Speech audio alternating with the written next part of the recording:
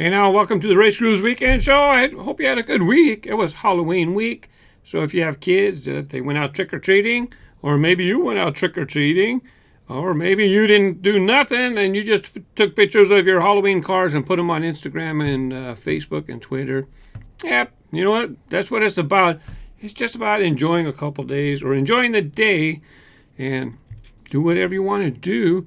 Last week's weekend show, I attended Hot Wheels Legends, the last car show for the Hot Wheels Legends, the 50th anniversary.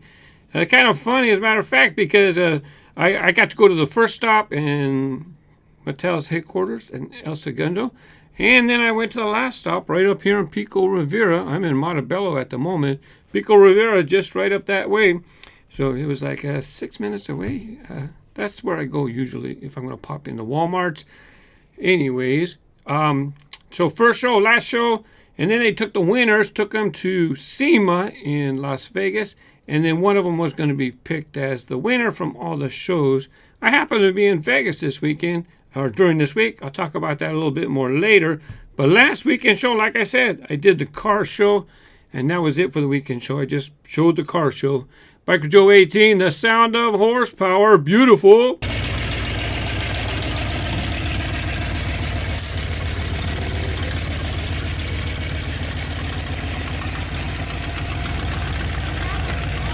Oh yeah, I was glad that I had all the files that I shot, and then I thought, you know what? I want to put the sounds of the engines up front, and then later on put the ones where I have to cover the music because they had a DJ and stuff. I hope you enjoyed it. Some people did. Some people didn't. Gary Burke, beautiful cars. I was looking forward to a normal weekend show. However, this video was very cool too. Thanks, Mark. Thank you, Gary. Yeah, you know, the RaceGrooves Weekend Show, it started off a certain way. I tried to pack in all sorts of stuff, and it was a half hour long, and I'd have bonus content, and I'd talk about this and that.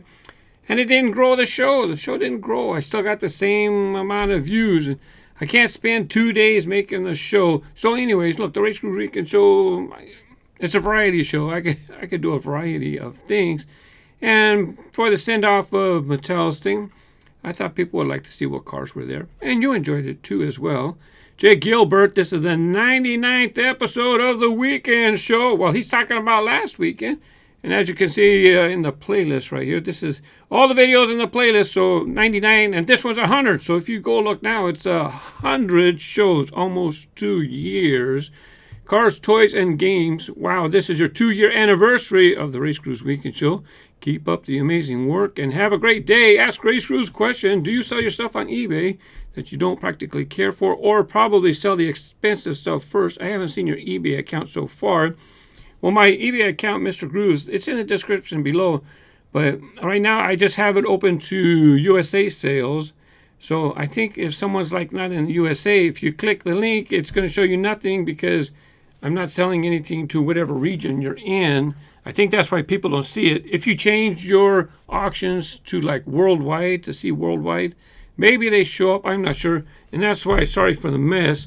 Before I left this week, like I said, I had to step out. I listed some stuff on eBay. They were convention cars. So I got to sell that stuff. I bought extra convention cars. We were allowed to buy extras. So I bought extras. And that's what I sold this week. That was the purpose for me to buy the extras because I know I can resell them. And as far as in the future, what stuff I list, you know, some stuff I have extras. I thought I was going to do customs. Some of it's cheaper, and I get rid of the cheaper stuff. Some of the stuff's expensive. You're going to see some higher dollar stuff coming up pretty soon. I'm probably going to be busting up some of my treasure hunt box sets. I took them to the convention, and nobody was interested in the box set. So I think I'm going to have to bust them up because it's easier to pack and ship. Right? I got some pretty low numbers too, but I checked. It seems like not a lot of people like to buy the box sets. Who knows? Maybe I'll list it once, and if it sells, fantastic. If it doesn't, I'm busting them up, and they're gonna go. And by the way, that's why it says live on the box. This way, I know those items right there are live on eBay right now. Did a case unboxing video. Done a couple over the last couple of weeks. And the recent one I did had four of the 52 Chevys. It's like quadruples of that, triples of a couple other cars.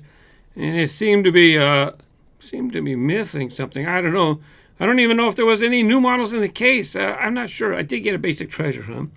That Cruella is not a super. It's just a basic. But, oh, well, that's the way it goes. Here comes 2019. Chicken Popcorn Games. What do you do with all the extra or duplicate cars that you get? So in that case, when I get the duplicate cars, I have a Track Time channel. So they'll be used over there on Track Time, or they'll be used here on RaceGrooves. And, you know, I'm a collector too. I have tens of thousands of cars, and I collect them too. But the cars that are in the case, I don't sell the cars that are in the case, generally. So far, I haven't sold anything that came out of a case. Diecast TV channel. He's talking about Truckin' Tuesday. Yep, Truckin' Tuesday. It's going to pause. I did the final runs. Nope, sorry, this is not that. I'm sorry. This is Jammers and Racing. And because I was going to be in Vegas, you know what? How am I going to do Jammers? I'm supposed to be returning Friday, but Jammers and Racing is supposed to be a Friday morning show. That's what I said, right? So what I did instead, I said, hey, you know what? Halloween is Wednesday. What am I going to do for Halloween? And I used to have my Halloween cars, I think they were called Scary Wheels or whatever. And they were like in one jammer. And I thought, oh, I'll just pick that jammer and then pick some cars and we'll do races like that.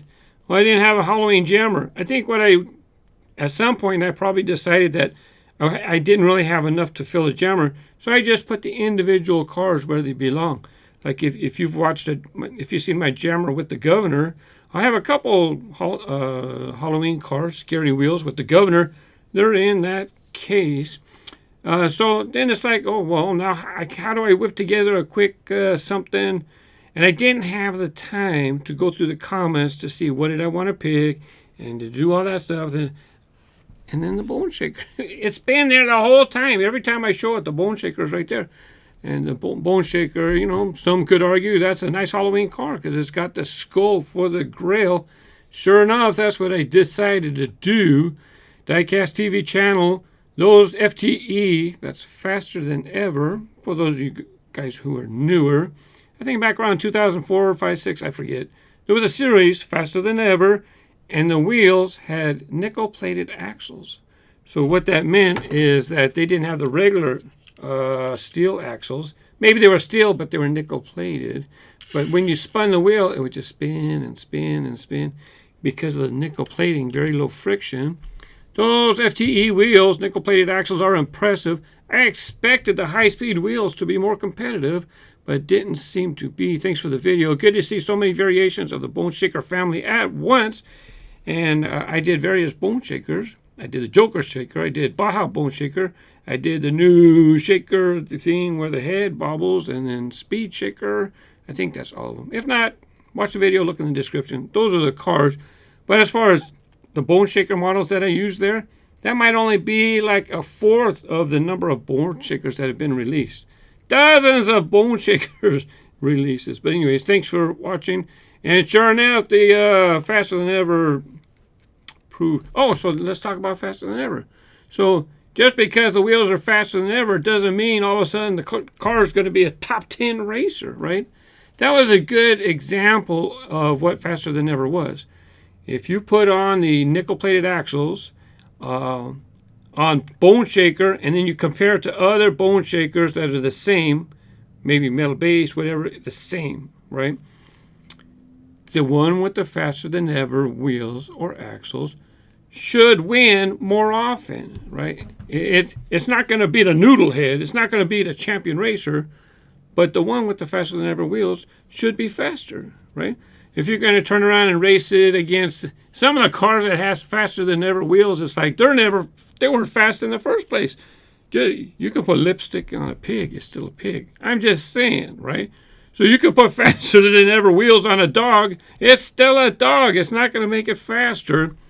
But in this case, you got to see the Faster Than Ever version of Bone Shaker did, in fact, win. Now, as far as Truckin' Tuesday, got a little ahead of myself a moment ago. I did the final run. I did a couple years of the final run, show how they had the really nice version, and then showed how they wound up in the basics. Diecast, Diety, you got to do what you got to do. Having said that, I'm a fan, and we'll miss it for now. Looking forward to whatever it is coming down the pipe. Just please don't ever restart back to nail removal vids. Thanks, Mark. If you don't know what he's talking about, you can check out my top 10 playlist. Not top 10, my first 10 videos playlist. That's the goofy stuff that we started with on YouTube over 10 years ago. But anyways, yeah, Trucking Tuesday is on a pause. It might be done. I'm not sure. For now, I have to work on track sets, play sets, track time for the next couple months for sure, because it's the end of the year. And I gotta do videos that get the views. Robert Flores asked RaceGrooves, why do you think they did final runs? Because those were really nice cars. Some were not. XT3, they didn't sell no more. Some of those cars, they sit around forever. So why did you waste your time doing one more run, final run? Oh, no, we don't want to see it no more. We weren't buying it before. You put lipstick on the pig and it's still... I'm just saying, But I'm not trying to be rude. I'm kidding, right? I'm kidding. So... it was probably a marketing idea saying, hey, how about we do this and give them a nice proper send-off or something special. I get it. But on the other hand, now maybe sometimes you want to do them again or bring them back. Well, you can't now because legally they can't. So I don't know officially why they didn't do it. But as far as that's just perspective I've gleaned in my opinion. And marketing just decided, hey, let's do a send-off, make it a series. That's probably what they did. Nitro Stackcast asked RaceGrooves, was this your steampunk truck from the dinner at the Hot Wheels show based on the rig record that you showed? Thanks for Truckin' Tuesday. It was a great series. Here's the steampunk truck that he's talking about. This was a dealer model at the convention, and if you check my eBay auctions, I do have one for sale. This is not a basic model. It's lots of metal, got extra wheels, extra treatment, and it's big. You can see that the hoist raises and lowers as well as extends.